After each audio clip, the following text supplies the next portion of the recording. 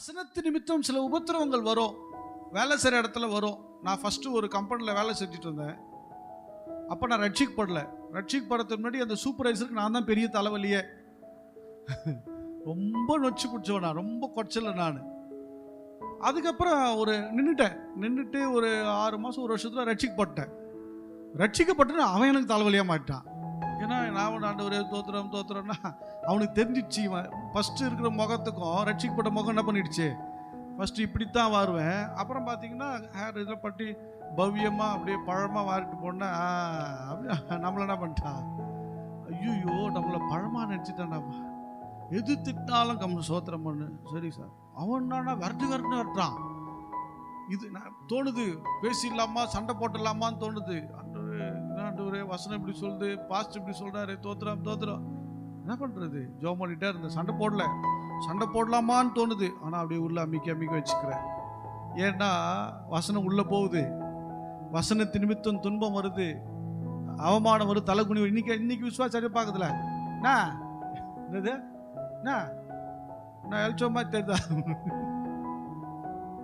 அப்படி பேசுறாங்க. அன்னைக்கெல்லாம் அப்படி பேச முடியாது, இன்னைக்கும் அப்படி பேசக்கூடாது. பைபிள் ஒன்று தான், அன்றும் அதுதான், இன்றும் அதுதான். கர்த்தருடைய பிள்ளைங்க தேவனுக்கு பயந்து அப்படி நடக்கணும். கரெக்ட் தானே? அப்படிலாம் பேசினா வேலைக்கு ஆகாது. என் ஸ்டைலில் வரேன், என் ஸ்டைலில் வரேன் அப்படின்னு ஆயிடுறாங்க.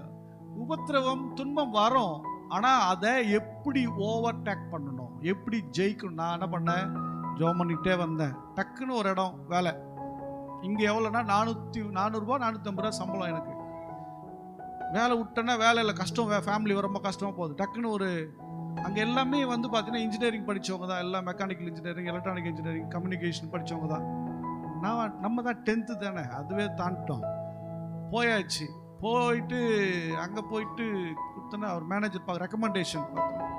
தம்பி இங்கே சம்பளம்லாம் கம்மி தான், எவ்வளோ சம்பளம் தருவீங்க?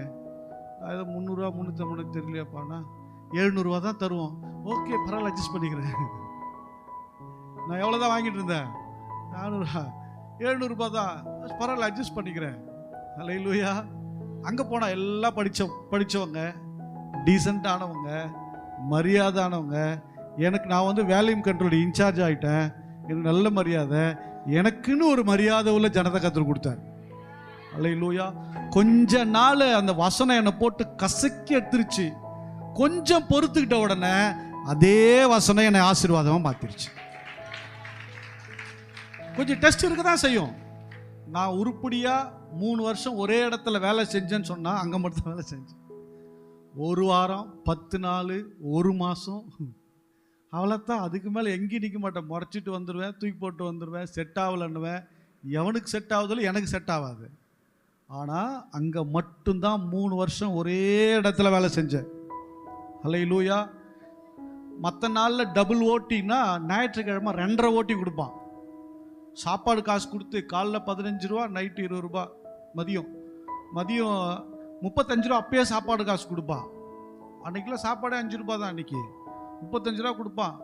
ஞாயிற்றுக்கிழமை ஒன்றும் பிரச்சனையே இல்லை, நமக்கு வேலை செய்யல, ப்ரொடக்ஷன் இருக்கும், நாங்கள் ரெடி பண்ணி வச்சுருவோம்.